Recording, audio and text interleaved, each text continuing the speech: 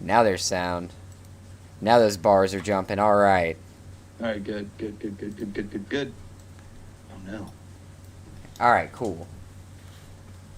Yeah, I was warned this might happen.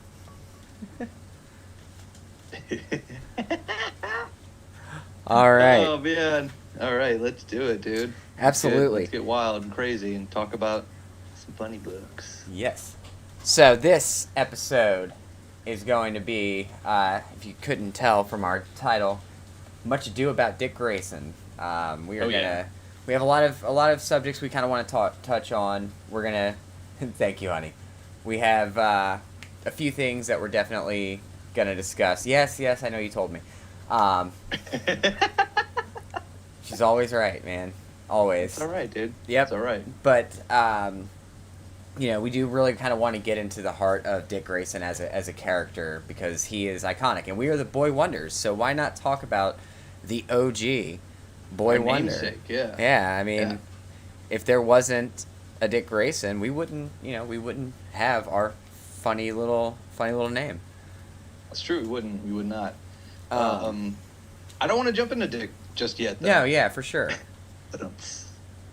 But yeah. So we're gonna start this out on a bit of a downer, and address the passing of the great Arlene Sorkin, who, if you're a fan of comics, if you're watching us, then you know who she was and you know what she contributed to the world. So she was an actress who got her start. She was on Days of Our Lives and was friends with a gentleman named Paul Dini, and he was trying to figure out a character for a small show that he was doing called Batman the Animated Series, right? And had seen his friends. I don't know if she showed him or if he had seen it. I wonder if I'm remembering correctly on Fat Man on Batman, which is Kevin Smith's Batman podcast, or it was previously. Now it's Fat Man Beyond. He interviewed him, and he said that he was at home sick one day and just kind of watching TV and saw this dream sequence that she was in where she was this clown lady, and he heard her voice and saw her in this outfit and knew that she was going to be the other half of Joker, and that's where Harley Quinn came from. And now, 30 years later, almost, give or take, Harley Quinn is one of the most recognizable characters, been portrayed very well by Margot Robbie. But Arlene Sorkin is Harley Quinn. She was the voice. She was the she was the inspiration for this character, and such an impact, such a legend. She left behind a husband who, oh gosh, my brain just farted. My goodness. Not this happens sometimes, folks, where you're Christopher Lloyd, yes, but not the actor, the writer. So Christopher Lloyd, very famously, was one of the lead writers for the Golden Girls. Right. But no, just a legend, Yes, she passed away on my wife's birthday. Yep. Literally. 24th. 26th. Was it the 24th? Mm-hmm. It was 24th. Okay, well, they announced it on the 26th. Right, yeah. All right, okay. All right, see, there you go, honey. She did not die on your birthday. I did wake up on the morning of my wife's birthday and read that news. I'm just like, honey, your birthday's canceled. Right. But no, I was at a real loss for words with that one. It's very similar, to everybody else that we've, lost in the last few years. But for, this one really hurt me.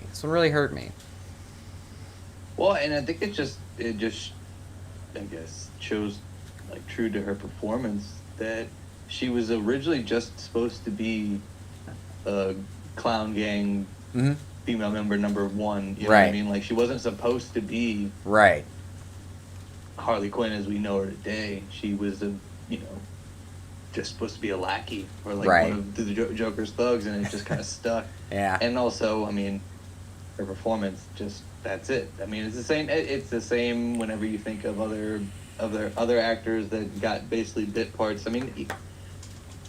Think about, this is could be a stretch, But think about Aaron Paul playing Jesse Pinkman. He was supposed to die at the end of season 1. You know Oh that, wow. right? I did not. So I Yeah. actually never watched. I watched like the first season of Breaking Bad, but that one's difficult for me. Right. Just Nope. yeah. Understandably. But no, Understandably. I really enjoyed it. It's just I can't enjoy it now. But no, yeah, Aaron Paul's performance as Jesse Pinkman made that show for me. I mean, Yeah. Bryan Cranston is phenomenal in everything he does, but no, Aaron Paul was such a great foil to him. Their dynamic was amazing. Yeah. It I feel like Foyle is doing it a disservice. I mean, he was like his second son. Well, yeah. Essentially, who eventually became his successor and Right. other things. But yeah, dude. Rest in peace. I know. Rest in peace to Miss Arlene Sorkin. Oh, It's a bummer. it is. It is. But But it's that's what we're starting the show off with. It. We're Right, not setting the exactly. tone with that. Yeah. We just wanted to pay our respects. That Right. was the big thing with that. I Yeah. didn't want, we kind of talked about how we knew we wanted to say something. We kind of talked about where we wanted to fit it Right. in at, and realized like you know what, like let's just knock it out, get it out of the way early, so that we can just kind of just go up from there. But she also deserves to be the top slot on any discussion. Her work has proven that. Yeah. Leaps and bounds. Leaps Yes. And bounds, yeah. Oh my gosh. Yeah. So, All right. what are you reading? What are you reading? So, What I are you am- reading currently. I am reading right now. So I definitely read a little bit of the Chuck. So I actually read some of the 4-issue Denny O'Neil run of Nightwing as we were kind of Okay. talking about everything, which was like served as the bridge between him, served as the bridge for the Chuck Dixon run. Love the Yeah. art from that, man. I love ponytail Nightwing. I miss ponytail. I miss Yeah, ponytail and yeah. mullet Nightwing. It's such a He was great. He was great. yeah, dude. It's just such But it was a definitely a picture of the time. oh, absolutely. Yeah, It's no, like- that is big late- collar and everything. yeah, dude. man. That is late '80s, early '90s for you, man. So that I am eagerly awaiting the next issue of the New Guardians run. I am grinding through Once and Future. Although I have taken a little bit of a break from that because I know that Just savor it, dude. I do. Just I know. savor I it. know. It's one of those things. It's just like getting a 16-ounce T-bone that's just cooked just cooked perfectly, and you just want to eat it all as quickly as possible. But you got to chew and enjoy the food. Right. But it's so good. You were right. You were right about it. I love Arthurian legend and anything It's right up related your to alley, that. dude. It is. It is so for me. So I'm reading that. I kind of dove into the Grant Morrison Batman and Robin run a bit. Just again, like having given the prompt. Let's talk about Dick Grayson. Really set me up to just go back and enjoy some of my favorite books. And Grant Morrison, he's very much a take him or leave him kind of writer. I understand people's frustrations with him as a creator, but nobody can deny that his run on Batman and Robin with Dick Grayson under the cowl is like it's pretty much flawless. A1, dude. It's the so good. Villains, Professor Pig, man. I Dude. fucking forgot about Professor Pig. Bro, Nightmare fuel. Straight up dude, Nightmare just fuel. absolutely just the Buffalo Bill-esque, like when he's got Damien roped up to the chair and he's just doing this Buffalo Bill-esque dance number, and oh my gosh, just absolutely genius. Which really makes everything else that Grant Morrison does that I don't like that much more disappointing, because whenever he's firing on all cylinders, it's just so good. Mm-hmm. But that's why I like Grant Morrison too. I mean, because he, obviously created Professor Pig for that. Right. But he'll also pull like weird like Golden Age heroes and stuff. Oh, like, yeah. Or villains and things like that. And just kind of tweak them. Same with Jeff Johns too. Oh, yeah. Like the dude, like him and Jeff Johns both, they just pick heroes that are like no one really cares about, so they can kind of do whatever they want. Right. And they end up turning into trademark names like that people just love. Right. So I've been meaning to read that. I have the hardback Earth 1 books. I need to read those. I read the Batman one because that was Jeff Johns, right? I think he's the one that did Right. the Batman and then run. Grant Morrison did Wonder Woman. Right. Yeah. So I have all I those. didn't read those. I know about them. I don't know. Elseworlds is very like take it or leave it for me. Like sometimes it has to be completely off the wall bonkers for me to really get on board with something that's like not canon. Yeah, I don't want to say I'm wasting my time because I mean I enjoy comics. Right. Just straight up any kind of comic I'm into it, but I like a cohesive story and a cohesive universe. Yeah, I can dig that. And something about Elseworlds is kind of I don't know. I can take it or leave it, honestly. Yeah. But the creative teams on those Earth One books are phenomenal. Yeah. So I do need to give them a second go. Yeah. You know, or at least try them out. But the Batman and the Superman ones, those are the two that I have read. I like them a lot. The Batman one especially is interesting. It's a fascinating take on things. And it's basically a retelling of the origin story. Pretty much, yeah. Yeah. And then a different take on Two-Face, which is really cool. Speaking of a different take on Two-Face, Christian Ward's doing his new Batman book, City of Madness. It's coming out, I think, in October. Okay. Right on time for spooky season. He's just notorious for doing horror books and things like that. And all the preliminary artwork that I've seen, it looks very like cosmic horror based. Okay. Like tentacles and like weird stuff. And he does, it's like very like a painting, watercolory esque style artwork, and it's really good. It's I know early reviews had said, not early reviews, but people that have like seen pages and read some of the script and things like that, had said that it's like an unofficial sequel to Arkham Asylum. Okay. You know, in that same vein. So all right. Very excited about that because once again, Grant Morrison. Yeah. You know. And the fact that Grant Morrison fought so hard to get Dave McKean to do the art. Yeah. And nobody wanted to, like, they're like, no, dude, this is a comic book. We can't do that, you know? And he just breaking down fucking barriers. Literally, that's what he does. Yeah. He does. He very excited for City of Madness. That's cool. No, I'm definitely going to have to look into that one when it comes out. I'll have to go to Golden Eagle Comics, Fairgrounds Mall in... I think Muhlenberg is the town it's called. If you're in the Pennsylvania area. All right. Yeah, dude. Rep those local shops. I'm doing it, man. Give them some business. Absolutely. What about you, my friend? What are you reading on these days? I'm reading a lot, dude. I always read a lot. I mean, shit. Chuck, stacks of books always. Love it. Of things I want to read. Because I try to go on Wednesdays. I get every other Wednesday off, so those are like my coveted days off. You know, I'll take Noodle with me in the car. We'll go hang out. Nice. And then we'll go to the comic shop. You know, and then on the way home, get them a pup cup. Heck yeah! It's a good time. But yeah, I'm reading a little bit of everything. I'm kind of slogging through right now. Night Terrors. It's okay. Yeah. It's fine. It's a DC event, but the fact that Deadman is the central focus. Right on. For those of you that aren't familiar with Deadman, it's Boston Brand. He was an acrobatist. Acrobatist? You know, acrobatist? I don't know. Is that the term? I don't know. Basically the same shit that Dick Grayson's known for. Yeah, let's say the Flying Graysons. You know? Right. In a circus and was gunned down because he was the daredevil, right? He was always doing death-defying stunts. Like his nickname was the Dead Man, right? So he gets murdered, and because he was murdered, he has to figure out his own death, and is kind of cursed to walk the earth as a spirit helping other people cross that bridge. But he is a main character in Night Terrors. That's awesome. Just brief synopsis, big new villain, Insomnia, shows up looking for the Nightmare Stone and puts the entirety of the DCU to sleep. That's sick. Yeah.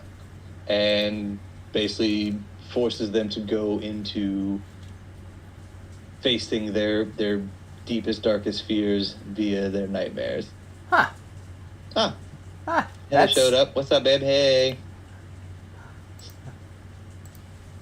But yeah, no, it's one of those books that's very much like the core stories where it's at, and then the tie-ins. There's just so many. Yeah. It's just a lot to get through, and then some are good, some are bad. You know, just the creative teams. The creative team on it is Josh Williamson. He's the writer. Right on. And Howard Porter's doing the art. Or he did the art for First Blood, and he did the art for the Morrison JLA run, which I was super pumped about. To get them together.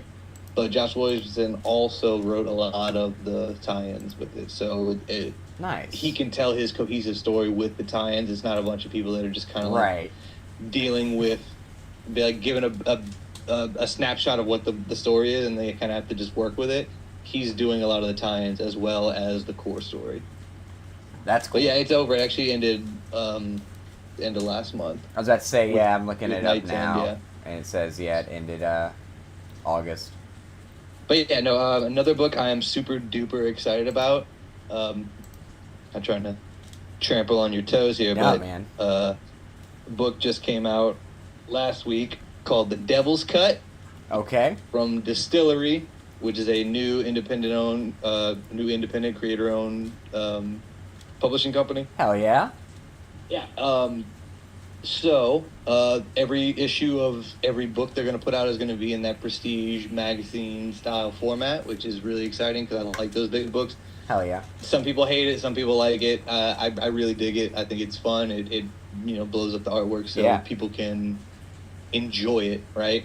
But the big thing that I'm super pumped about is just the creators that they got in on this on the ground level are just fucking phenomenal. Like I can't, like I'm a note here.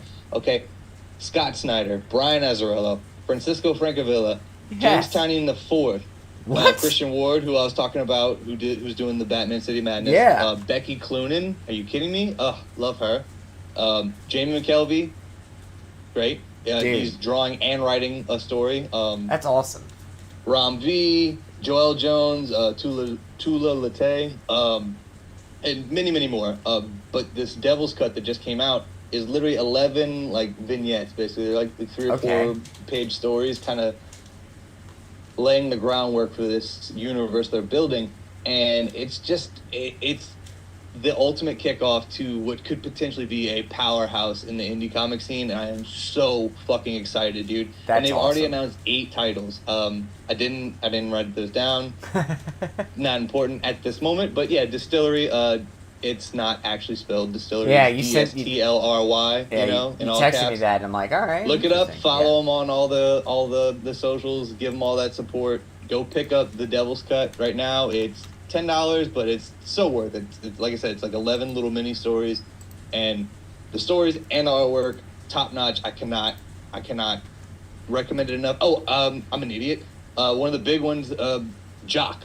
Jock is his Jock art is doing a story in it, and he's like with the first book that's coming out for them. That's awesome. Is he writing or is he drawing? Is he doing both? He's doing both. Oh man, I gotta so see. Good. It's dude, so freaking good. Dude. I need to see what that man's writing is like. 'Cause I've seen his art and it's amazing. Like, Jock and Scott Snyder, dude. Yeah, dude. Black Mirror and Black Mirror. Witches. Are you kidding me? Yeah, Black Mirror, Witches. Yeah. Fuck, dude. Yeah, so super duper beyond excited for what Distillery is gonna put out. That's the big things I'm reading right now. Right on. I don't want to count the stuff that I read to prep for the episode because I feel like that's kind of like cheating or disservice. I know, yeah, but I had to for mine because it's just like my books don't change much. I'm reading Fables still, always, of course. Right. Because that story is just so good. I'm so glad that I'm diving into that. Oh shit, again. Sloan's here. Hey, what's up, dude? What's going on, Sloan? I did drop the link for Distillery for their website into the chat. So if you want to check it out. Yeah. Dude, that's crazy. But dude. That's sick. That's the big things I was like super excited about. Picked it up from Gotham City Limit here in Jacksonville, Florida. Heck yeah. So if you're in the area, please go give them all the support and all the love. They're a great shop. Shout out to Ben, Jonathan, Ian. Great dudes. Awesome. Yeah. Sorry. Dude, no, that's great. No, that's exciting, man. I'm kind of perusing their website right now. I really want that Founding Creators T-shirt. Yes. No. Like I said, all their merch is great. All the like I said, everything they're doing right now is a step in the right direction. I feel for comics and indie creators especially, Right? Because they can do whatever they want. I mean, Scott Snyder, he's coming off of Noctera. I mean, I don't think it's ending anytime soon because I thought it was going to end soon, and like I thought this last issue that came out was going to be the kind of like the final wrapping everything up. Nope. Just kidding. It felt like it. I mean, look, if yeah. they wanted to, if Scott Snyder came and said, "Hey, by the way, that was the end of it," fine. Like it's a bleak ending, but we'll take it. Like it really, Right, yeah. it felt like, and that's the brilliance. Like when you can wrap up an arc so well that it just feels like a fitting conclusion to the story you're telling. It really speaks volumes to your abilities as a writer. It's something that I struggle with. Like I suffer from Stephen King syndrome, man. I can't write an ending to save my life. It's why I sent you that manuscript, and like, dude, I don't know how I want to finish it without making it feel rushed or forced. I got some ideas, so we'll talk about it off there. I could appreciate it. I would definitely appreciate that, man, because I really want it. No, absolutely. I can't move on to the next part until I finish that one, so.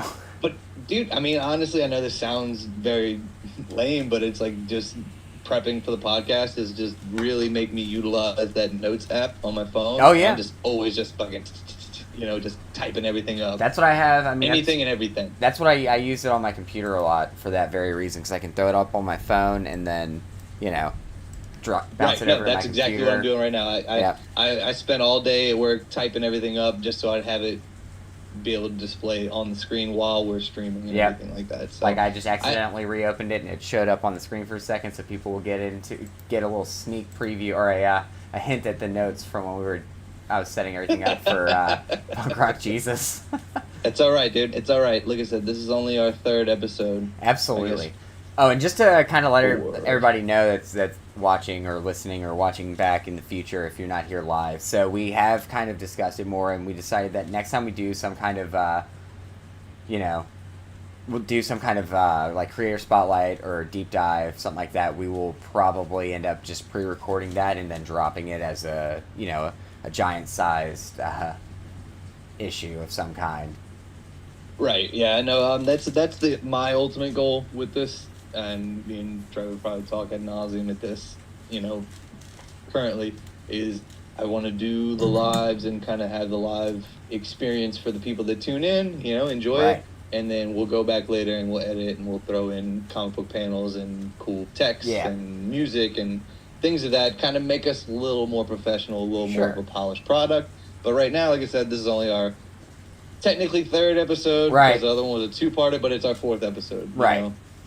And we are going to be working on editing and stuff. I know that I started kind of so what I'm going to end up doing, or I think what we're going to end up doing, just to give you guys a little inside baseball. We're just basically going to spend a little time each reviewing and editing everything, and then we're going to be uploading it to a podcast source, which will allow it to be listened to like on Spotify, Apple Music, etc. So stay tuned for information on that. Hopefully coming at you within the next week or so on how to find us on all of your podcast sources. Right. Yeah. And like I said, we're only 3 episodes truthfully in, and we're still kind of getting our feet wet and finding our footing and finding our voice. So everyone that's tuned in so far, I appreciate all the support. Absolutely. Those of you that have told people and spread a little bit of the word, give us a little more of a base. That's awesome. I appreciate that.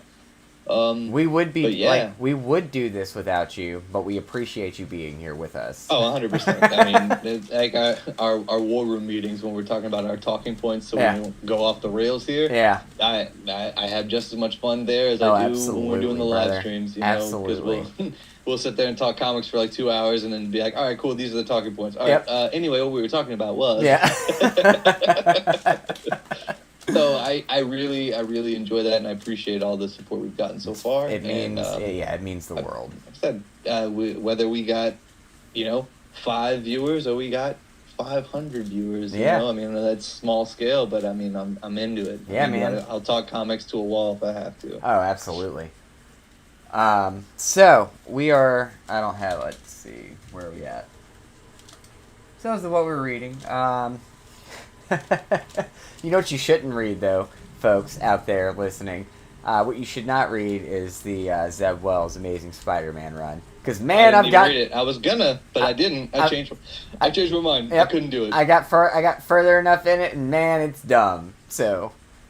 Yeah. I really wanted... Look, like we talked about off camera and everything, I really wanted to enjoy the idea of what was going on, like, what was happening. Like, I liked his approach for a minute there, but then, it's another Spider-Man's all beat up and big sads. And nothing's going well. Now that's what we were talking about. Right. Like I said, during the War Room meeting, dude. Yeah. It was like, I just want Peter Parker to be awesome again. Like, I just want him to... I want him to be happy in a stable relationship, preferably with Mary Jane, considering he's done horrible things to maintain that relationship. Yep. And then Zeb Wells just like, nah, just kidding. Nah. Just like, take that and just chuck it, dude. Haven't even figured out why that is the way it is, but I can't suffer it anymore. That. I don't care. Yep. I'm not going to read it. I don't care, because you know what's going to happen? This series has gotten such abysmal reviews. They're going to reboot it at the end. I keep hitting my mic, sorry. No. It's gotten such like abysmal reviews, and just like the core fan base of Spider-Man just does not like it. So nor should they. It's gonna get rebooted. It's gonna get rebooted, and I'm alright with that. I'll jump on the next creative team and call it good. I can't do it. I'm usually pretty, I kind of go my own way when it comes to comics. I don't really follow the trends, but I have yet to find any kind of positivity from people that have read it and are actively reading it and are just hoping that it gets better. Yeah. I'm sorry, I'm not going to give my money to Marvel and Disney for something that sucks and in hopes that it's going to get better. I don't think so. That's crazy. Sloan asked, do you think the PS5 games are the best Spider-Man content out right now?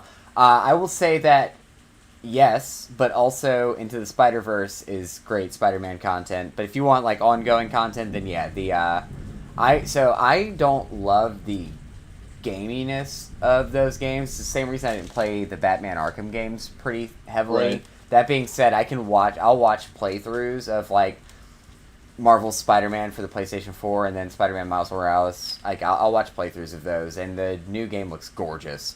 I can't wait for Insomnia to put out the Wolverine game. That game is going to be fucking sick. Yeah, no, just the little cinematic clip they played of him at the bar. Right. I'm like, all right, cool. I'm into this. I don't even own a PlayStation, but I am looking into getting one. Yeah. You know, like, Black Friday deals are where it's going to be, brother. For sure. 100%. Yeah, but do I think that those are the best Spider-Man content right now? No, I don't. No, you don't. I think I think the Spider-Verse stuff is the best content. Yeah. Okay. Yeah. For sure. Straight up. Into the Spider-Verse and Across the Spider-Verse, man. Oh, so good. No, those movies are phenomenal. Yeah. They're near perfect. They're up there for favorite Spider-Man for me. I'd say that the first one is a perfect movie. Yeah. I can't find a single flaw with it. I could agree with that. I'd say the first one's a perfect movie. The second one, the only thing that stops it from being a perfect movie is the fact that it's part 1 of 2. Right. No, and they make that very known. Yeah, they do. They do. Spoiler alert. Spoiler alert. Yep. Words are hard. Yep. It is part 1 of 2. And that is just all you need to know. Everything else about it, though, perfect. Oscar Isaac as 2099 Spider-Man, just immaculate, dude. Oh, he's great. He's so good. He plays him exactly how he needs to be played. Yep. Especially as the head of the organization. Right. So yeah. I think he's great. I really love, and I love Spider-Man, and that's the root of my issue with Zeb Wells. Just like you feel, like I want to see. For me, I was reading it, and I just wanted to see how Peter Parker came out of this, like how everything got better, and it just doesn't seem to be like it's gonna happen. So I don't want to read it anymore. Like, I can deal with like 1 or 2 issues of him struggling. Like, that's fine. That's part of Spider-Man's that's character. Building the story, building character. I mean, that's why we read comics. Right. Exactly. They're episodic. Like that's why we do it. Right. But I'm it's just one gut punch after another, after another, after another, you know. And it's like I've read all the spoilers I can read, right, just so I don't have to read it. And right. I know that sounds shitty and it makes me a bad comic book fan. No, it doesn't. But I can't bring myself to spend money and read it. I just can't do it, dude. Being a smart comic book fan doesn't make you a bad comic book fan. Well, no, you're not wrong. You're not wrong there. But at the same point, I also buy a disgusting amount of DC comics, and you can talk. There's a very fine line drawn in the sand with people that are just like, no, fuck DC. I'm not buying any of their garbage because they reboot every 3 years. Yeah, I'm cool with it. I'm fine with it. I don't care, because what DC does every time they do a reboot or whatever is they lay down the groundwork with a miniseries and say, hey, this is all canon still. This all still happened. You know? And they give you little brief snapshots. You know, they did a really good job with Infinite Frontier and the Future State stuff. It kind of fell flat because it made it seem like they were going in a weird, like, cyberpunky future kind of thing. But it's not. That's how it was marketed, but that's not what it was. Okay. It was flash forward of things that are going to happen after Future State once Infinite Frontier happens. And gotcha. Into Dawn of DC. Yeah, so I haven't read a ton of DC, especially. Oh, the baby woke up. Baby's awake and watching now. Hey, buddy, you need to go baby back to watching. Bed. Yep. Sorry, he doesn't understand words yet. That's okay.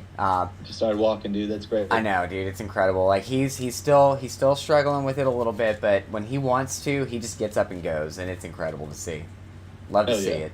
So I have not read. I don't know a ton about Future State. I think Future State was on, like, that was happening 2019. So that was about when I started or it was incoming at that point. That's when I started kind of getting into books again, but I've always been a bit of a Marvel junkie, despite the fact that, I think Nightwing is definitely my second favorite comic book character. Deadpool's my favorite comic book character, if you can't tell from my awesome... this was my... so for our wedding, we had the awesome, like, superhero pose for me and the groomsmen and our oldest, Aiden. We all had superhero shirts that we wore under our suits, and then we, did the whole splitting of the shirts. Pictures, this was mine. But, nice. Yeah, so I read Last Night on Earth and White Knight, because those had both come out around that time. And that was also when the Absolute Carnage event started up. I love Carnage. Love me some Carnage. And I own... So definitely a fan. No, I Donny Cates. Are you kidding me? That dude can do no wrong in comics, Dude, so the Absolute Carnage, let me tell you, it made me a little sick to my stomach paying like $6 for a book, but But I mean, they're thick. You are getting what you pay for there. And they've done a lot better with big event books, is not putting ads in there too, so you get your actual page count, which is nice. Yeah. So that's what, so all the Future State stuff was kind of incoming or ongoing at that point in time, but the little money I had to spend on comics was kind of going into the Absolute Carnage and the Carnage Deadpool spinoff, because again, Deadpool's my favorite, but also buying into the Black Label a bit, just because I love DC Black Label. I love what they started as far as 100%. Bringing Vertigo. Essentially, they shuttered Vertigo and essentially just brought that into the same umbrella. So I think whenever we first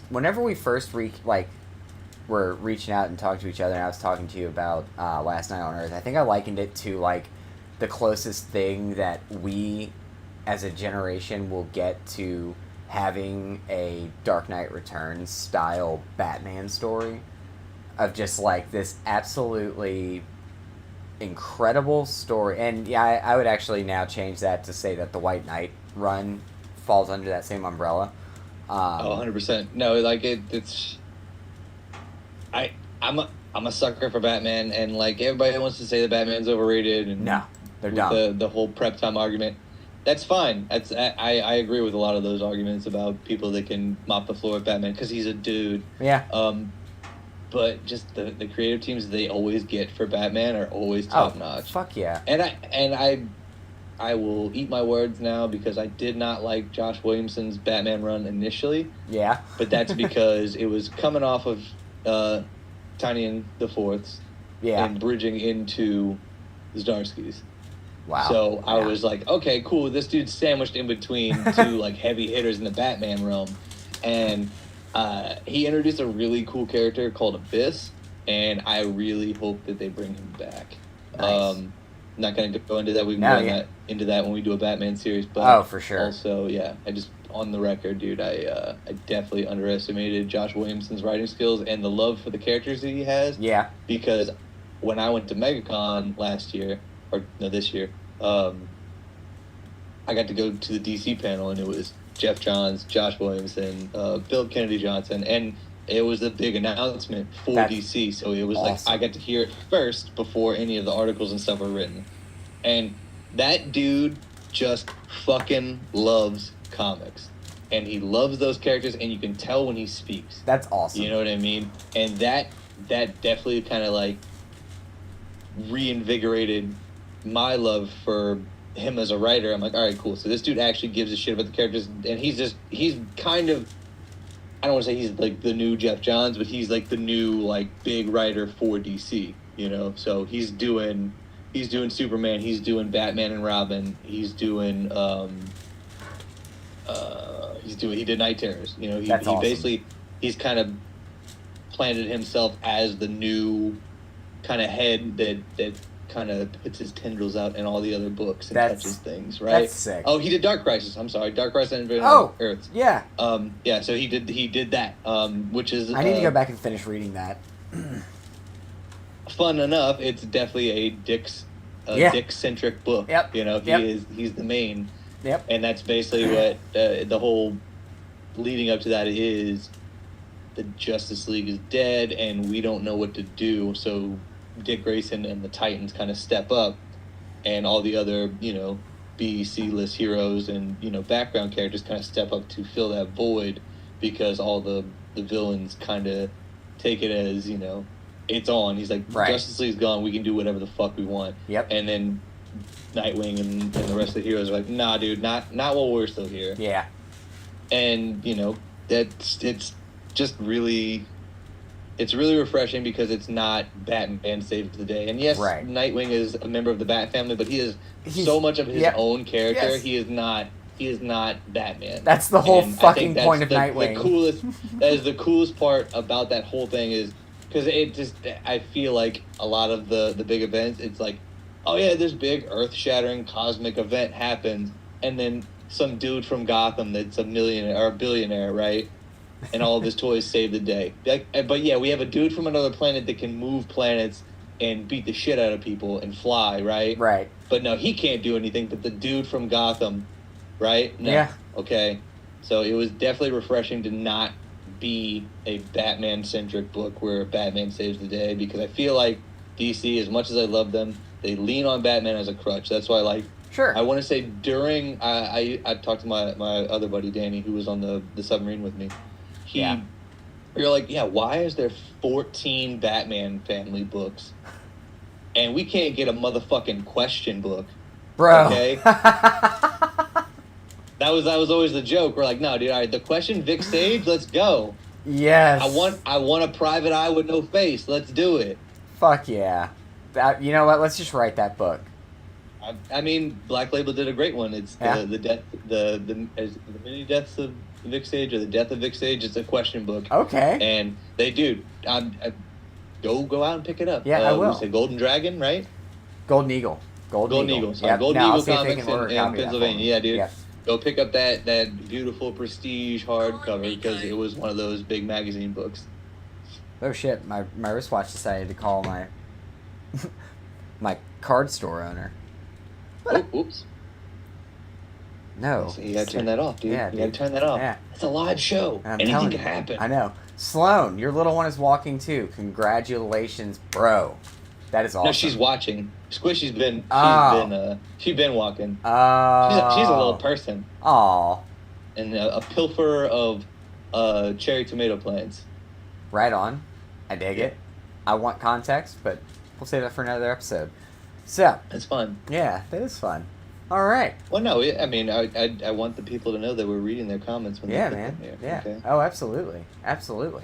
But, we'll get there when we get there. Sometimes, sometimes we just get to talking, and then, your comments matter. That's part of the reason why I was, other than the fact that I hate editing and I wanted us to be able to just start doing this.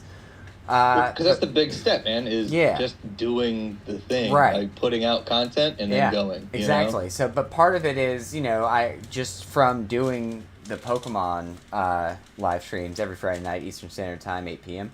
Poketrap. But I put it in the chat. Yeah. Follow you. Oh yeah. Okay. But no, I love the interaction with people. Like that is part of the joy for me.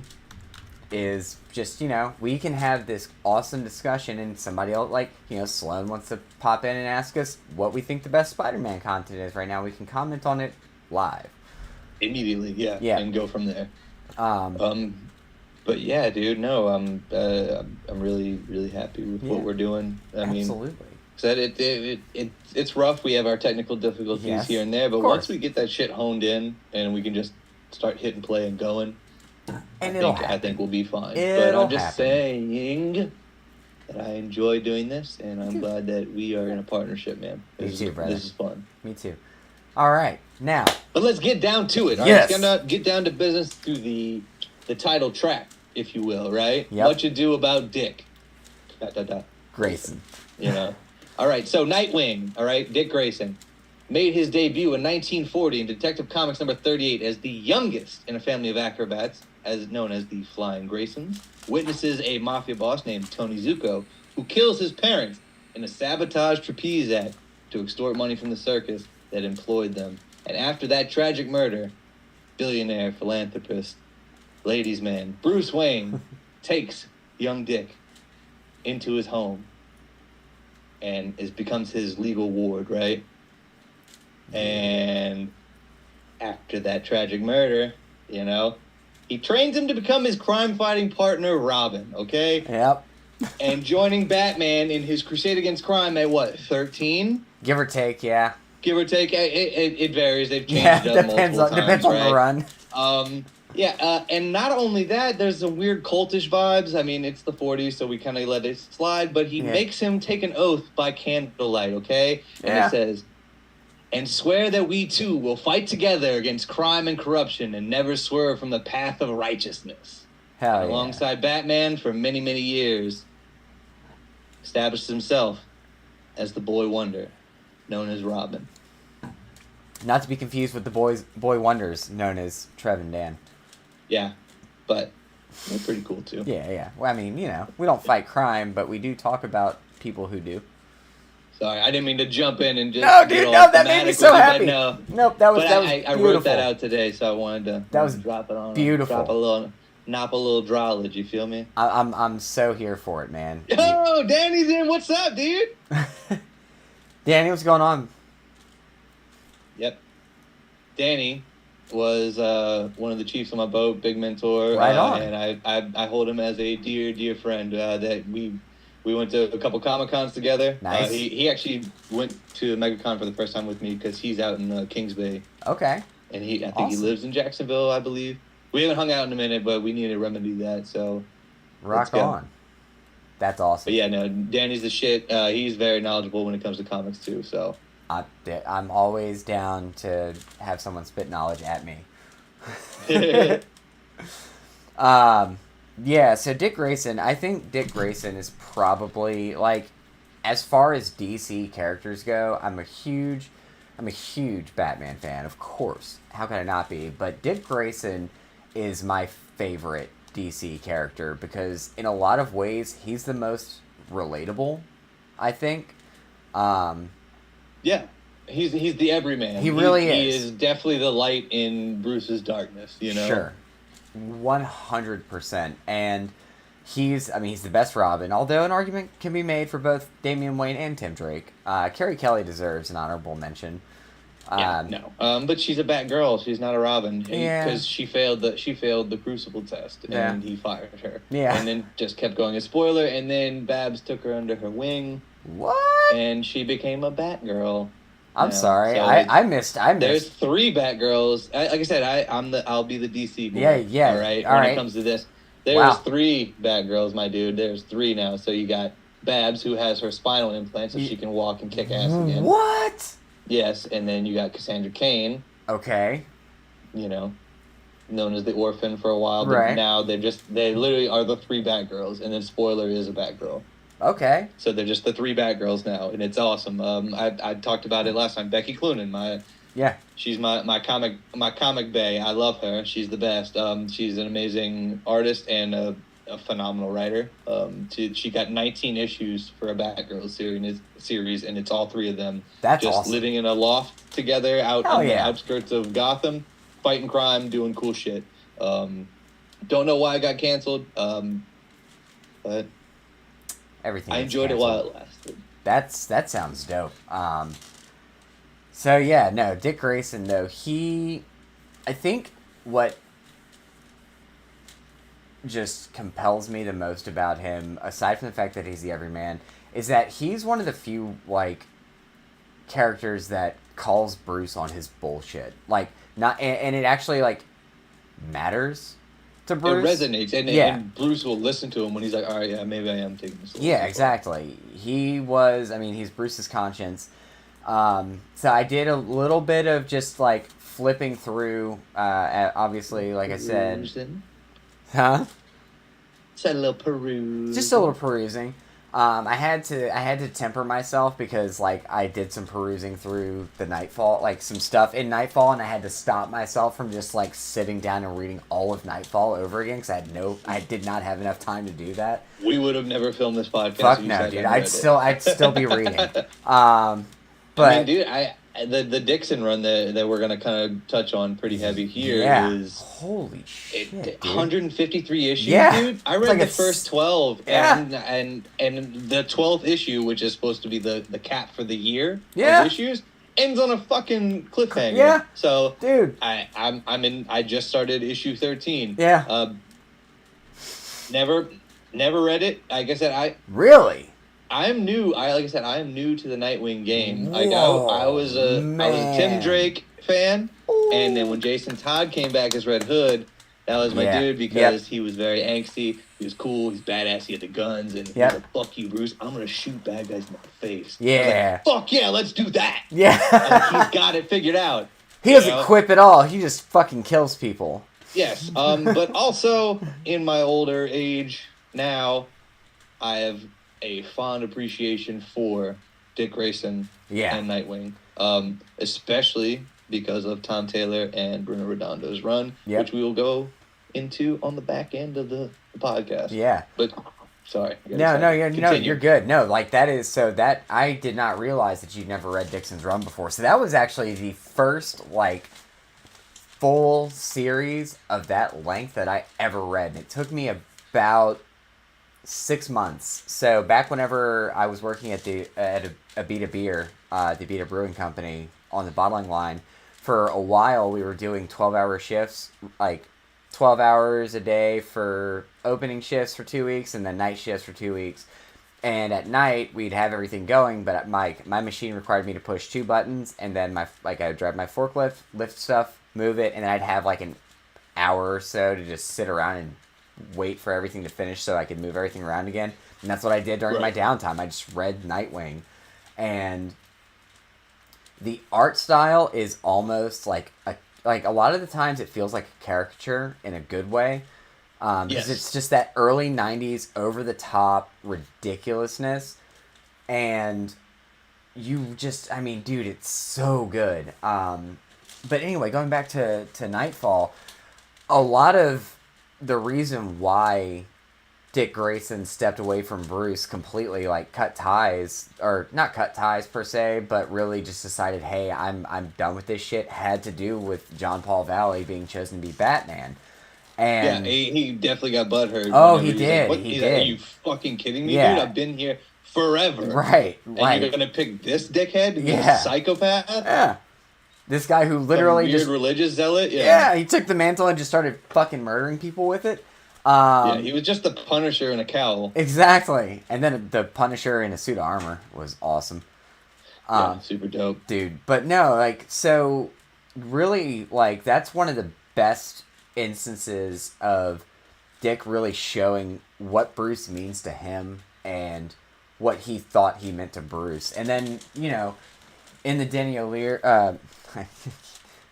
Denny O'Neil, I keep wanting to say Dennis Leary, so I keep saying Dennis O'Leary. But no, the Dennis O'Neil, the 4-book little, like, kind of intro into what Chuck Dixon did.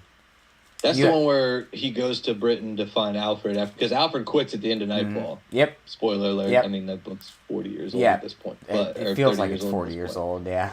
But yeah, he quits at the end because he's just like, I'm done. I can't do this shit to Britain, anymore. And then Dick goes to Britain to find him, essentially. Yep. But no, in the first, like, at the end of that little Nightwing arc, he goes to Bruce and he's just like, why didn't you pick me? Like, what did I do wrong? I did everything right. And Bruce told him, he's just like, I didn't want to put that on you. It's not what you wanted. It's not what I wanted for you. Like, this was never supposed to be your thing. And it really, like, it was that moment of mending for them, and you felt that father and son bond kind of come back a little bit. And that's what I love so much about Dick Grayson, because you know what? He is Batman's first child, period. Bruce Wayne's he's 100%. Kid. That's his dad. Yeah, that's his dad. Yeah, see, he has his dad from the Flying Graysons, right? He has his father. But Bruce has been there since he was, 12 years old. Right. 13 years old. Like, that's his dad. Yeah. Like, I refuse to believe anything else. And yes, Damien is actually his son. Yeah. But Dick is like the cool older brother that left for college, and every time he comes in town, everybody's like, "Oh, fucking Dick's here, dude!" Yeah, let's go party. Everybody's super excited. Yeah. Yeah. I tried to convince my wife that when we have another kid, if we have a boy, we should name him Richard Grayson Hart. Yeah, you told me this last. Yeah. Oh no, you told me. I told you when we were during the war room. The war room meeting. She declined. And it's fair. It's fair. Like, I don't really necessarily want my kid to grow up in in this day and age with a name like Richard, where people are calling him Dick as a joke, not because it's fucking cool, because they don't understand why it's cool. But I mean, I'm a huge Green Lantern fan, dude. I would, if I ever decide to have kids, I mean, I'm not, but I would love to have a Harold, Rain, or Eller rolling around here, so I can call him Hal, Yeah. But also, do I really want a kid named Harold? No, dude, no. No, that's just asking for him to get his ass beat. Oh, I know, yeah. Because kids suck, and they're real cruel. Yeah, they are. For no reason. So going, dialing back in. So Dick Grayson. No, that's fine. That's what we do. That is what we do. This is a conversational podcast. It should be called the Boy Wonders Tangent Cast. Yeah. No, it's a conversational podcast. If you don't fucking like it, then, you don't understand how conversations work. But Fair enough. We love you all. We love you all. We love you all. We love you all. Look. We have a very limited fan base right now. Don't insult them. I'm not insulting them. They know how. It's fine. We're fine. No, Dick Grayson. He is the perfect counterpart to, like, the emo poster child of DC. Because despite, like, he's crutch. Yeah, he's the antithesis of Batman. Like, Batman took his tragedy and it turned him dark. Dick Grayson took his tragedy and tried to make light of everything because of it. Like, so this may be a hot take, but Nightwing is basically the Spider-Man of DC. Yes. Oh, 100%. That's not a hot take at all. The quipping, please.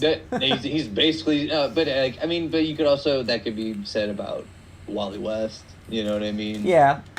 And, Damien, but Damien's not really quippy. He's just using big words and making fun of people as he murders them. Yeah. So there's that. But yeah, no, I have always felt that Dick is kind of like the DC Spider-Man. Yeah. I think that's a solid analogy. I know he's more than that, obviously. Right. With all the lore. I mean, the dude's been around since the 40s. Which is so there's crazy so to think much about. content, right? Yeah. And the fact that he's just now hitting his 30s Yeah. in the comics. Right, yeah, 'cause I guess- really, but Because I guess Bloodhaven... Batman and Superman, right? Yeah, Bloodhaven, he was, like, in his mid-20s at that point. So, yeah, fair enough. Yeah, That's no, how comics work. If you really want to jump into a little more dick action here, just because it's fun. It is. Euphemisms.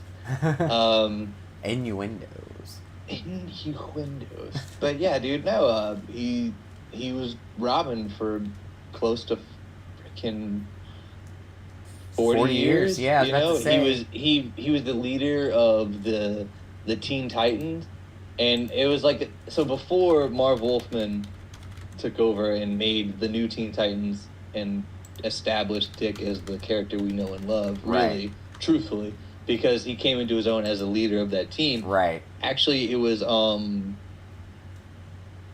old 60s issue of Brave and the Bold. Yeah. Yeah, it was the old of Brave and the Bold, and basically all the core heroes of the Justice League get kind of tied up in whatever's happening, and all their sidekicks team up and save the heroes, and they kind of dubbed them the Teen Titans, right? And what, 15, 20 years later, they can get their own book finally, right? And it's all the sidekicks. It's Robin, it's Kid Flash, it's Wonder Girl, you know, you get Cyborg, you get Changeling, who later becomes Beast Boy, for those who are familiar with the cartoon, right? Yeah. You know, and then you get Jericho. I mean, no one knows who Jericho is. Nobody knows who Jericho is, but he's the son of Slade, right? Yep, he's the son of Slade Wilson, a.k.a. Deathstroke. Yep. And he has the ability to basically enter people's bodies. Dude, Jericho's and control them. Beast. So, you mentioned, all that. I think it's fantastic because, like, so Dennis O'Neil, I think, was part of creating the Teen Titans, No. No. Denny O'Neil was strictly, he was more of your 70s, 80s Batman characters, right? Correct. He also did a really good run on The Question. That's a throwback to our thing earlier. And I'm just saying it now because Danny wasn't in the chat when we were talking about The Question, and he is the biggest Question fan aside from me. So yes, Danny O'Neil did an amazing run on The Question. Check it out. It's great. Volume 2 of the Omni's coming out next year. Let's go. Nice. Continue. Oh, no. Okay, I know where my brain went. No, Denny O'Neil was the one who sent Dick Grayson. He's the one that aged up Dick Grayson more. Which is how we got, the older Dick Grayson running the Titans. Well, you're missing that one little key element, okay, in 84 that happened during the Tales of the Teen Titans, and that was basically when Deathstroke was hunting the Titans. Oh, yeah. And that's his debut in Tales of the Teen Titans number 44. Right. And that's when he officially changes his name. He drops Robin and he becomes Nightwing. Right. And fun fact, he takes the mantle of Nightwing from a hero in an unlikely place. Okay? So the bottle city of Kandor, okay, that Superman has in the Fortress of Solitude, okay? So it's the last living remnant of Krypton. Okay? How can you fit a city in a bottle? I don't know, man. It's comics, okay? It's comic book science. I enjoy it. I don't question it, okay? It's comics, okay? Suspension of disbelief, okay? It applies to comics as it applies to all media that we consume and watch. Anywho, okay? The bottle city of Kandor, okay? They have their own hero, their own, their vigilante, and his name is Nightwing. Yep. And Batman and Robin and Superman. I believe it was during the Brave and the Bold days. You can fact check me on that. I didn't really go that deep into it, but that's where he gets his name from. Because the vigilante's name is Nightwing, so he takes that name from a Kryptonian vigilante in the bottle city of Kandor, which everybody's this big because they're super small in a bottle. They were shrunken down. Yeah. Anywho, takes his name from a Kryptonian, which is kind of cool, and that's why there's that good relationship between Dick and Clark as well. Well, right? I think... I mean, that's not the reason why, but he also respects Dick as a hero. Yeah. Because he's basically seen him grow up. Yeah, 100%. And I think the relationship between Dick and Clark, not to be confused with Dick Clark, the television personality, I think their relationship really... We can say Nightwing and Superman. Yeah. The Dick puns have overstayed their welcome. I don't know that they have, but... Oh, that's fair. You do what you do. We'll get there.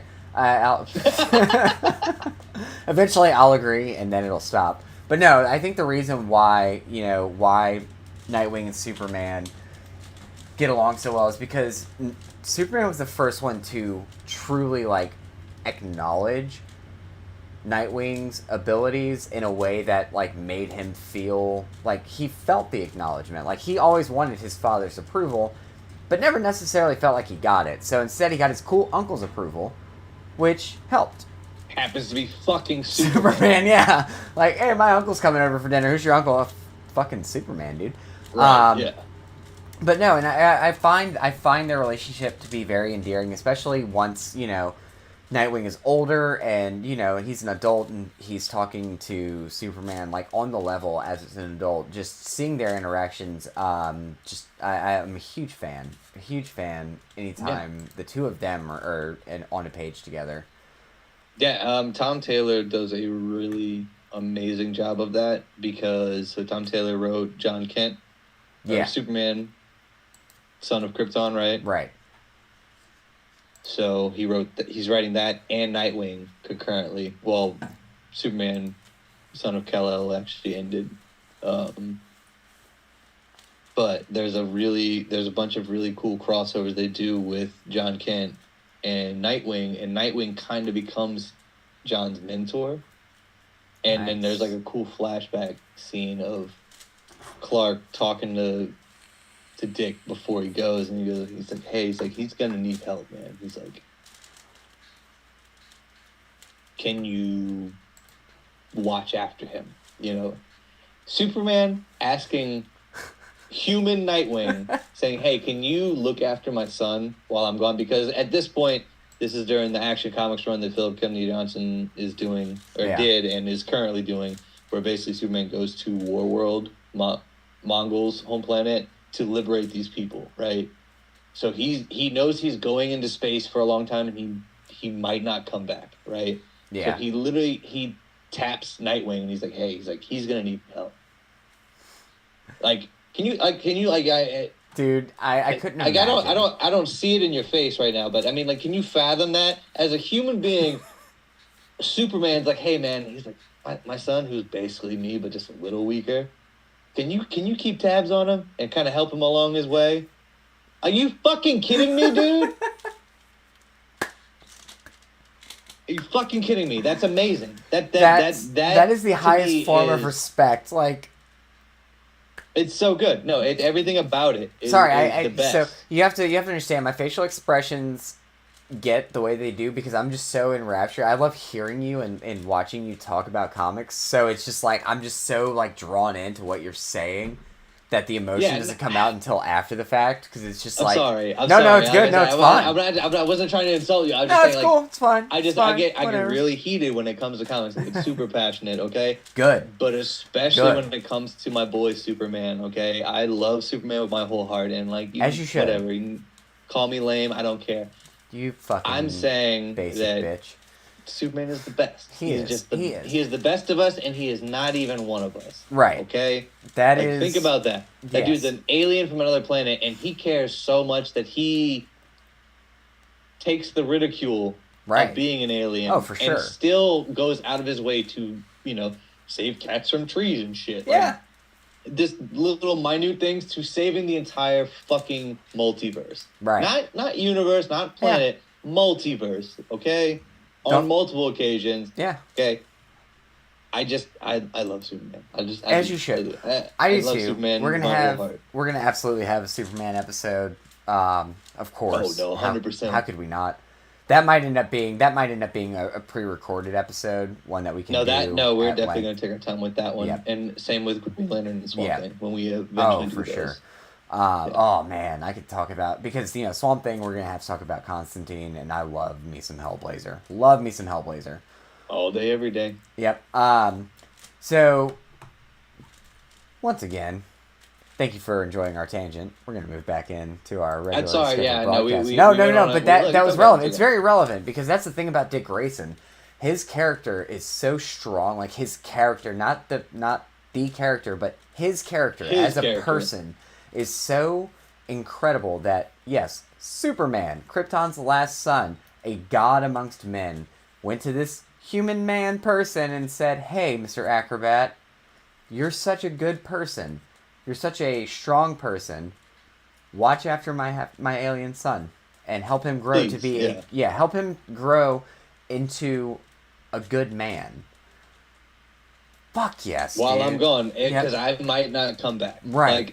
Like that. That's a lot of pressure. Yeah. For a dude coming from essentially a god, right? Yeah.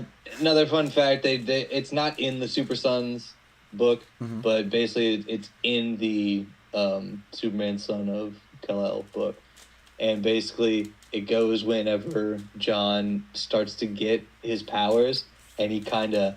He levitates in his sleep and starts flying, know? That's cool. And he panics, so he disappears, and the whole first, few pages of the issue is, it's like Justice League level event, we need to find this, this entity, right? Right. And Superman's like, I got it. Batman's like, I'm on it, and then brings in Nightwing and everything like that, and they find poor little John Kent, in a cave because he had just blown through, 40 tons of stone, and he's just in the fetal position crying, and he's shooting lasers out of his eyes, doesn't know how to harness his powers. And basically, Superman comes and he picks him up, and he's like, it's all right, I got you. And then Batman, being the dick that Batman is just he's like, you really gotta keep tabs on him, he's a threat, he doesn't understand this. And the whole time Nightwing's juggling and doing handsprings and just trying to entertain the kid. Right. And he's like, third pocket from the left. He's like, Batman keeps suckers in that pocket. Oh, that's awesome. And he goes, watch this. And he kind of leans over and does his Nightwing thing, pulls the sucker out and gives it to him, That's and Batman's awesome. He's like, if you would have told him one pocket less, that would have been a gas grenade or something like that. I forget the actual dialogue, but it's just a very Batman line, and then hell yeah, Nightwing being awesome. Yeah, and it's just that's one of those things. It's a testament to his character. Right, he just gives a shit about people. Right, and he just wants to do good by them. Right, and I think that alone makes him just an A-lister, in my opinion. He very, very, very much so deserves to be in that upper echelon and be the new Justice League, which the Titans are right now, because there is no Justice League after Dark Crisis. Okay. They kind of take a step back because of all the shit that happened because of them, and they're like, yeah, we need to take some time and regroup and fix our shit. Right. It's like, they basically put it all on Dick, and they're like, hey, can you take care of these threats in our absence? And then the Titans are essentially become the new Justice League. I love that. I love that. Hey, no, that's cool. I'm good. I'm glad to know that, because you know what? I feel like that is well deserved. It's going back into kind of we talked about the Nightfall stuff, and then the Nightwing Alfred's Return, which then there was Nightwing miniseries that Denny O'Neil wrote, which the popularity of that is what allowed Chuck Dixon bridge that gap. Yep, Chuck Dixon, Scott McDaniel, their 199,000 issue run of Nightwing kind of happened. 153? Yeah, I know. 2009. That's so fucking ridiculous, dude. That's insane. Comics used to go for a long time. Yeah, I know.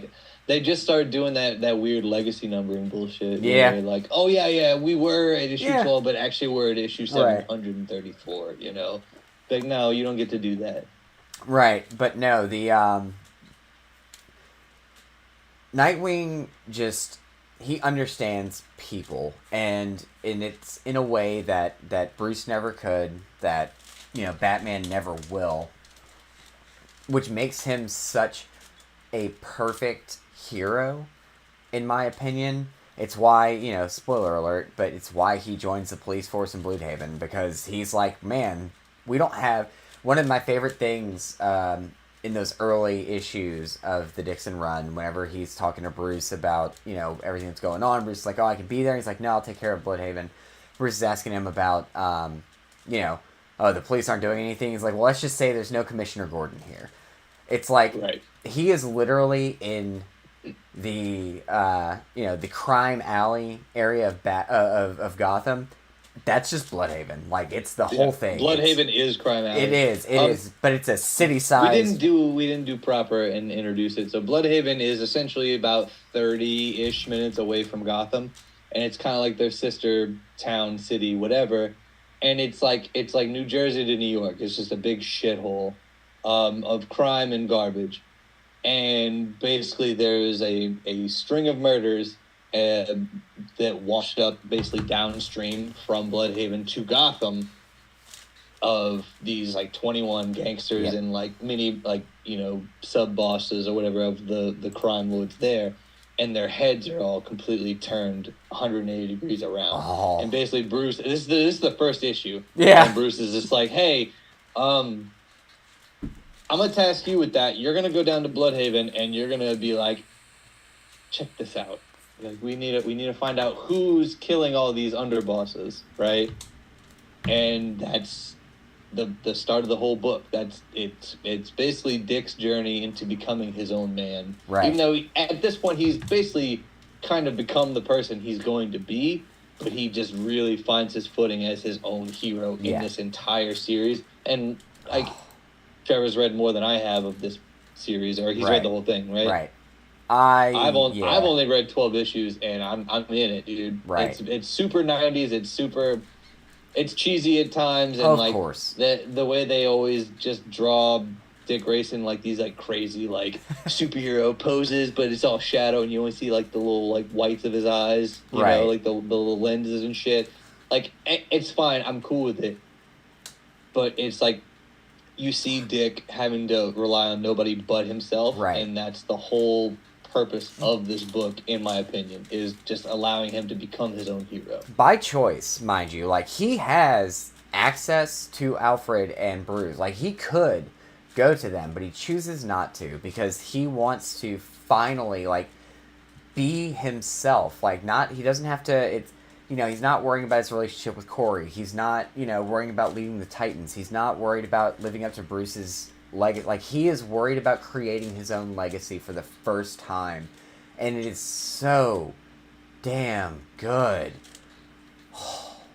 He gets his own rogues gallery. He is just, Sloane's got a question. Is there a consistent DC geography? It feels like sometimes Gotham and Metropolis are right across from each other, and sometimes they're on opposite ends of the country. Is Bloodhaven always there? Bloodhaven is always there.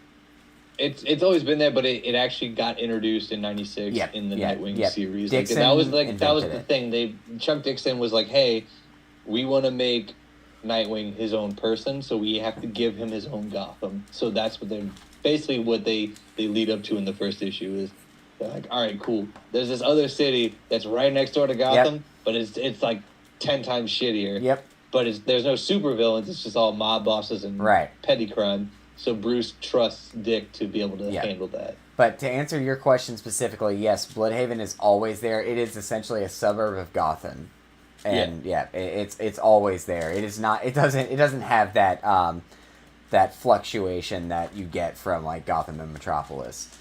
But the only reason Metropolis and Gotham feel like they're right next to each other is Superman's traveling. Superman always shows up in Gotham. Yeah. Batman does sometimes show up in Metropolis, but it's not as instantaneous as it is when Superman just shows up in Gotham. So they like I said, so Smallville is Kansas, right? So Gotham is essentially I've looked online. I mean, some people say it's like Chicago, but most people say it's like New York, right? Right. So I don't know. I feel like it's a good happy medium in between if you talk about crime statistics. I would say I'd say Gotham is Chicago and Metropolis is New York. That seems about correct. And living in the Northeast like I do now, I can say you get it. Yeah, New York and Chicago they're about 8 hours or so from each other, or 9 hours or so from each other if you drive there. So a quick flight. Yeah, something. But the hold on, I gotta pull up my notes a little bit because I have a lot that I want to say about this. Yeah, you're good. So actually, I'm gonna take a dip real quick. The dogs are making weird noises. You go on your thing. Yeah, I'll keep talking. I'm sorry. Don't be sorry. Do your thing. So with Dick Grayson being Nightwing, he chose as Dan pointed out, his time in the bottle city of Kandor, he met a local hero there, the same name. Right before the Crisis of Infinite Earths continuity, he kind of got a little bit tired of being just Robin, the sidekick, because he was getting older. We had finally started to see some aging happen, which was important in those times. And he changed his name officially to Nightwing. Then, now he's doing this alone. But no, then after the crisis happened, he gets fired by Batman for being shot by the Joker, or after being shot by the Joker, and that's when he becomes Nightwing, and he keeps it forever. Like, he is just Nightwing now. And it's very important that he becomes this person who is not just Robin, because he always felt like he was living in Batman's shadow in a lot of ways, and he was never getting his father's approval like he wanted. So for him to actually just say, you know what, hell with it, you fired me, I'm done, I am Nightwing now. And he never abandons Bruce, he never abandons Jason, he never abandons Tim, like he never abandons any of the people that replaced him, because he never felt like they were actual replacements. Not really. Jason wasn't back yet. Jason was already dead. When he was Nightwing? Mm-hmm. You're still talking about the Dixon series? No. I'm going. Okay, I'm sorry. I was going back to the pre-Infinite or pre-Crisis. It's a live show, everybody. Sorry, yeah. My dogs were without water. No, I was elaborating on his inception, on Nightwing's inception, which kind of started, which started pre-Crisis. As he was getting older, he was getting tired of just being, the young sidekick Robin. And yes, confirming once again that it was the Bottle City of Kandor vigilante that created that Nightwing is gave him his name. Gave him his name, and then after Crisis, when he was shot by the Joker, is when Batman fired him officially, and that's whenever he officially became Nightwing. Right. But yeah, having the severe lack of approval from his dad in the form of John Paul Valley being named Batman instead of him was, that was the kicker. That was the final fucking straw for him, where he's just like, you know what, I am. That's what made him move out of his mom and dad's house. Yep. He's like, fuck this, I'm done. Exactly. Yeah, I'm not doing this anymore. Huh? Oh, you're going to Mom's? Alright, hold on, my kid's here. There's a big spider right behind you. Love you. There's a big spider. Right. There's a big spider right behind me. You missed! No, it's let loose! You let it loose! Trevor! Alright. You let the spider loose. That's fine. Oh no, now it's gonna eat me. It's a live show. It's a live show, everybody. Wait, are you live? Yeah. Dogs need water, Yep. Spiders need stomping. It's all good. No. Go. With him? Yes. What are you guys talking about? What? Get out of here. You're not live on Pokemon? No, get out of here. Alright, bye. Scat, kid. Oh wait, I'm right in my fire. We're gonna get you a recording light you can put on the door of the basement. Just hang a tie on the door. Don't come in. Like, don't come in. That's what the Yeah. the scrunchie means. Yeah. I'm in the garage, so that's the sound of the garage door opening for the listeners at home. Yeah. But no, so yeah, it just it's so like validating to me as a fan, like getting to see the growth of Nightwing as a character and seeing him not only get to become his own man and take on his own city, but also getting Dad's approval at the same time, because I have my own daddy issues, which through the years I've worked through with my father, and everything is fantastic. But you know what? I appreciate a guy with daddy issues. I get it. I've been there. So I relate to it so well. I think every young man kind of has that weird bridge to cross with their own father, depending on what it is. Oh, absolutely. You know? Absolutely. And, you know, when your father is, like, one of the most prolific crime fighters in history, greatest detective of all time, like, you know, they're a little bit more, you know, they're a little bit more, intense. Yeah.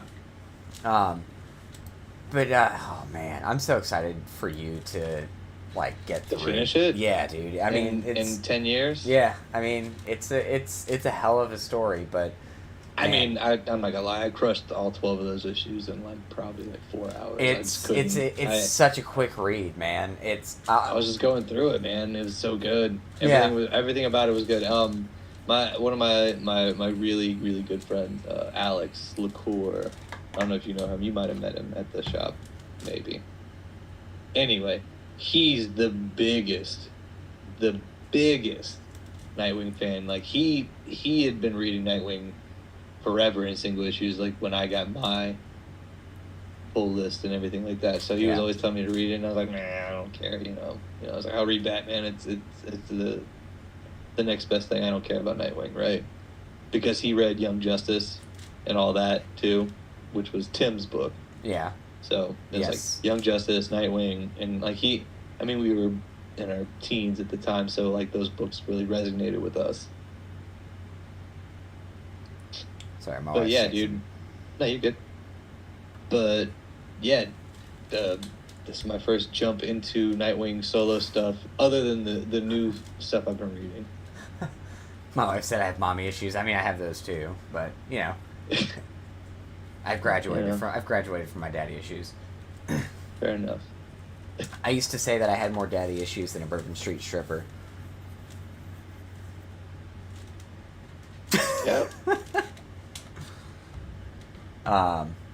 Yeah, it's so moving forward further down, his arc is probably aside from Chuck Dixon's run, my favorite thing to happen to Dick Grayson, and that is finally, after all this time, getting the pat on the head that he wanted in the form of the fucking cape and cowl. Grant Morrison's probably, like, we've talked about it at the beginning of the episode. We've talked about it, I think, in previous episodes. Grant Morrison is a take it or leave it kind of guy. If you will either love what he does or you will absolutely hate what he does, he doesn't give a shit. He's going to keep on churning out the shit he wants to, and I respect that. Final Crisis is dog shit, but I respect him. Yeah.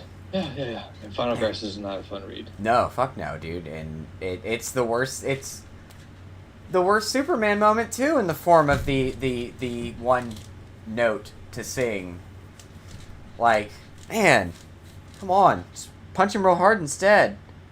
Yeah, I mean, but yeah. No, back to, I guess what was it? Adventures of Batman and Robin, right? Yeah, well, I think it's Batman Reborn, but it's what like the book is considered, but it is just Batman and Robin. Well, because 15 to 20 issues prior to that, Bruce just found out that he had a son, Talia al Ghul. Batman and son. And then Batman disappears. Yeah. You know, supposedly dies, right?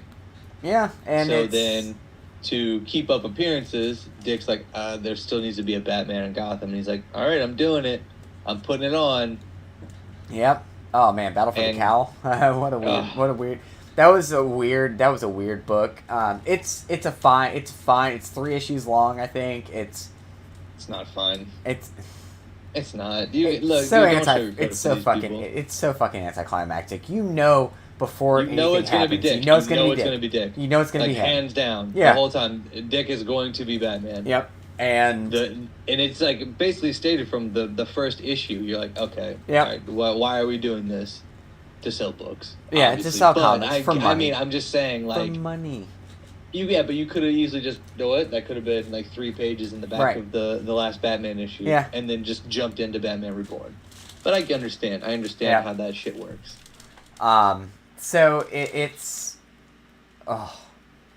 it is probably the most fun, like, and I'm not saying that other Batman stories aren't enjoyable. That's not true at all. Love me some Batman. Find them enjoyable as all fuck. But it is the most fun you will ever see Batman have because it's not Bruce Wayne. Yeah, it's not Bruce Wayne. It's Richard Grayson. Yep. Putting Richard on the John cowl. Grayson, by the way. His middle name's John. I think that's interesting. Having fun. Teaching Batman's son how to not be a murderous psychopath. Beep, beep. Dead air being filled by me singing a little song right now. I am really sorry for it. Unacceptable. No, it's not. No, it's not. It's 100% unacceptable. You're unacceptable. Put that shit on Do Not Disturb next time. I'll let you tell my wife that. She's texting me about That's our okay. baby. Our baby's giving her hell right now. We're going to have to wrap I'm this up sorry. soon. Yeah, that's right. That's fine. We can wrap it up. You better We'll be wrap sorry, it sir. No, we're gonna go ahead and kind of put a neat little bow on this by saying if you have not read the Grant Morrison Batman and Robin run, you absolutely need to. If you've not read the Chuck Dixon run of Nightwing, you absolutely need to. It's a lot of books. Go to your LCS, get them to order you. That's local comic book shop. Yep, sorry, local comic store or local card store, depending on which hobby you're in. But it's so Dixon, they just did like all the omnibuy for it includes the Denny O'Neil 4-issue miniseries of Nightwing plus all of Dixon's runs. I think it's a total of 8 volumes. You can I'm sure they're probably like $40 or $50 a pop. So it's an investment, but at least get the first one and just get yourself hooked, and then go spend all that money on them great books. And I'm sure that there is a volume with all of Grant Morrison's Batman and Robin for the Batman Reborn run available. There's 3 omnis, and then there's a bunch of deluxe hardcovers they did of all that stuff. It's super good. I know we have to wrap it up. Yeah. Because reasons.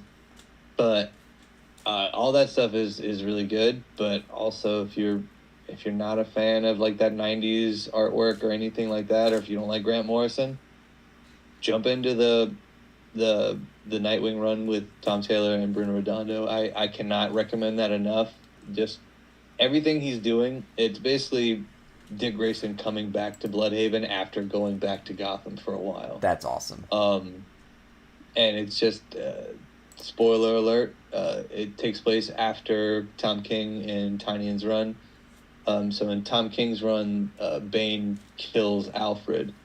I knew that. Yeah. He kills Alfred, and because Alfred has been with the Wayne family forever, and he lives on the estate, he's just literally been saving all the money they've paid him over the years. So there is a multi-million-dollar inheritance that Alfred leaves to Dick, essentially, and Dick kind of takes it and runs with it and does what Bruce should have done with Gotham. Right. And takes that money and starts investing it into Bloodhaven and turning it into... I mean, as you'll see over the Chuck Dixon run, Nightwing's presence definitely is a good thing. And yeah. He makes Bloodhaven a better place. And he does. He gets different officials into different places of power. Like, he gets a good police force. He joins the police force, you know what I mean? Well, and not only that, he fucking takes, like, a rogue detective, like, who is playing both sides of it, working for, you know, he's working against Nightwing, but also eventually, like, they become frenemies of sorts. Like, they like, their relationship... He fix his neck. Yeah, exactly. Like, I enjoy, like, Nightwing's character, his person, like, just has an effect on people, man. And he, because of the fact that he cares about people, like, he just does, he incites change for the better. Everything about it, man. I just, like I said, I wasn't a big Nightwing fan growing up, just because, I mean, the angsty, you know, anger in me was like, yeah, Jason Todd's the shit. He's the best Robin. Yeah. And like, really, he's the worst Robin. No, yeah. But there's no, a reason. Grayson, there's a reason people 100%. like us decided to kill him back in the 80s. VA 1-800 number, yes. Yeah. But yeah, no, like I said, to put a good bow on it, man, and tie it up. Just any Nightwing book. Yeah. Every person that has written Nightwing in the past probably 20, 30 years has done an amazing job with building towards his lore and his story. And like I said, I mean, he literally he gets millions of dollars from Alfred. Yeah. And does what Bruce should have done since day one, and just starts pumping it into the economy and the infrastructure of Bloodhaven, and putting it not putting it towards his one-man war on crime. It's literally, I'm gonna build these shelters and these boys' homes and these like YMCA type things to get kids off the street to kind of help them out, you know. And it's, everything about it is great, and there's a bunch of really cool twists and turns and things of that nature. I mean, that's why we read comics, right? We're all about story here.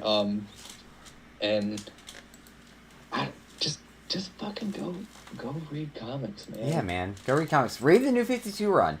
I'm going to go back and reread that after we were talking about that earlier. The New 52 run is incredible. That's a good one. We can always come back to Dick. Yeah, for sure. I'm fine. I'm totally... Dude, I'm totally down with Dick. Me and please don't take too. that out of context and use it as a take it all out of context. Clip that out. I need somebody in the audience to please Dan clip is that down out. with Dick. Yep. But yeah, dude, no. Bill Gluckman's down with the bitches anything and the with hoes. Nightwing. Anything with Nightwing, I can't recommend it enough. The only thing I won't recommend is that little snippet during Dan Jurgens' run, where he becomes Rick Grayson after he gets shot in the head by KG Beast. Yeah, no. And he takes on this other persona. That's literally the worst piece of dog shit I've ever read. And I love Dan Jurgens, and I'm very upset that he has his name on that. And that's where we'll end it now. Wait. Also, go read Grayson, which is a 20-issue, it's a 20-issue spy novel, or spy series with Dick Grayson. Go read Grayson. See, like, no, because we're trying to tie it up. I was trying to leave that out, and then we could have revisited and actually give it the proper attention it deserves, because Grayson is one of the best. So fucking Tom King, good. Tim Seeley, okay? Yep. Are you fucking kidding me? I'm not going to get into it, but I'm mad that you brought it up, because now I'm mad that I can't talk about it. No, hey, look, this is just a tease for a future episode. That, my friends... We'll do a full-on Grayson episode, I'm okay? good with that. I don't even care, because that book is phenomenal. Fuck, it's so good. All right, so anyway, thank you guys so much for tuning in with us. Watching me abuse Dan a little bit here at the end is always fun to me. I'm glad I'm here. I'm here for you. I'm here for them. Yep. Let's keep making comic book content. Yes, and absolutely. If the people watch it, the people watch it, and they don't, I'll just keep talking to you online. I'm fine with that too. I'm with it, brother. I could do this for an hour and a half every Saturday, but until then, we're doing it every other Saturday. That's fun. Yep. Thank you guys so much. It really means the world to us. I know I talk a lot of shit, and that's just who I am as a person, but that's my love language. Love you guys so much. I've been Trevor. I've been Dan. We've been the Boy Wonders. Oh, the Boy Wonders. We're gonna get that. We're gonna nail that one of these days. One of these days, we're gonna have that. We are the Boy Wonders podcast. Thank you guys so much. Yep. Have a good night. Yep. See ya. Peace. Hey.